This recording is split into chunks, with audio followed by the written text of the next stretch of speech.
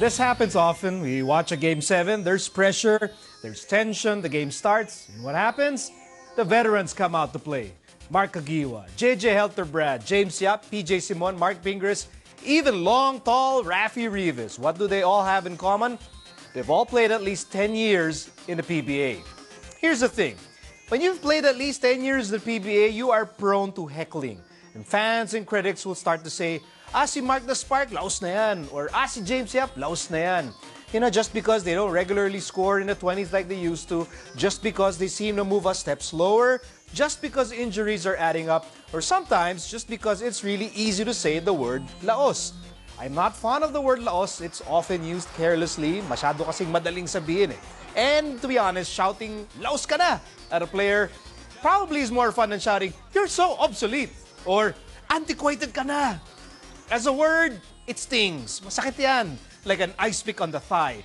The word laos disregards the player's body of work, his contribution to the team, and his ability to remain competitive.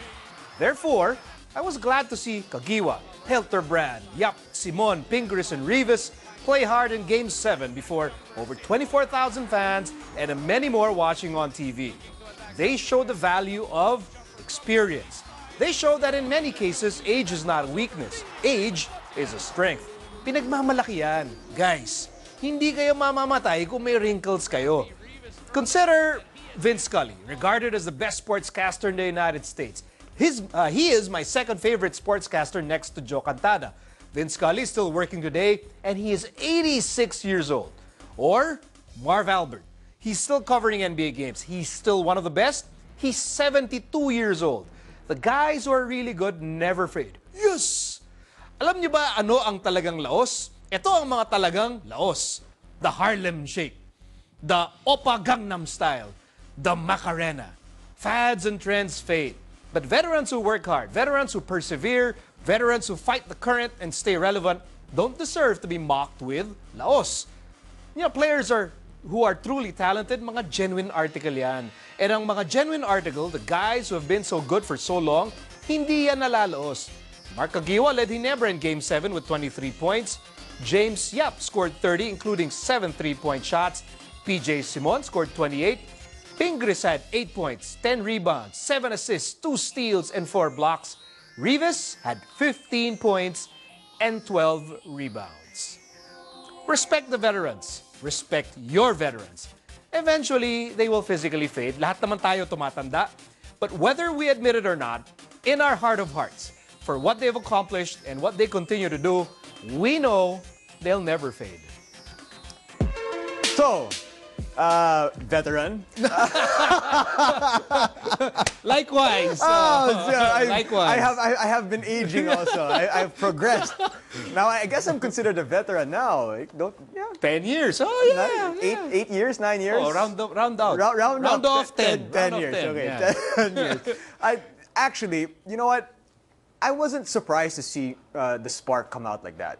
To be honest with you, I was a little bit surprised to see James come out firing like the way he was, especially in the first half. He had 24 points. 24 points in the first half.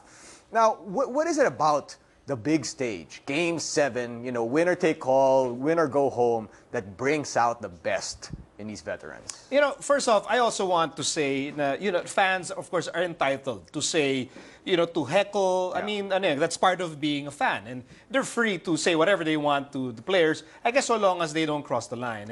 And in this case, you know, okay lang yan. It's a given. No? Part na yan ng pagiging fan sa Pilipinas. Now, to answer your question, I was also surprised because, you know, James is not averaging over 20 points, but because it's a Game 7. And it's all about experience, and it's all about composure, and it's all about knowing what happens in a Game 7.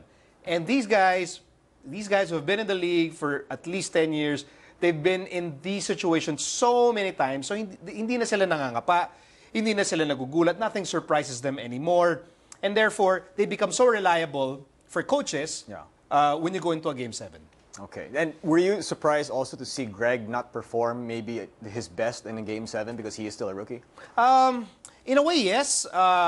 Because maybe it's asking for a bit too much. You know, that you expect a rookie and to a certain extent, Japet, to, I mean, really overcome the pressure. Don't get me wrong, if they won last night, I would not have been surprised because Greg and Japet have been great all throughout the conference. But iba yung pressure kasi ng Game 7 eh. And now, you know, if you're a if Ginebra fans are watching this, you know, now at least Greg and Japet, now they know. Japet now as a go-to guy and Greg as a rookie. Ngayon, alam na nila. Yeah. So, they have this Game 7, you know, tucked under their belt. In Greg's case, especially, when they come next conference, 2 conference from now, next season, they already know. Yeah. So, they have Game 7 experience, which they can use in the future. Do you think that losing a Game 7 kind of, I guess, fuels them in order to get better for the future? Oh, absolutely. Absolutely. Okay, you know what? You lose now. But Greg is so young. Japet's still young. So, this is an investment. It's an emotional investment. Masakit din ngayon. You know, they're heartbroken for sure. But, moving forward, looking at the bigger picture for Ginebra, now they use this experience as motivation. Okay, talo sila ngayon. And for sure, Greg and Japet and the entire Ginebra team will do everything in their power to try and win the next conference and then the next one and then the next one.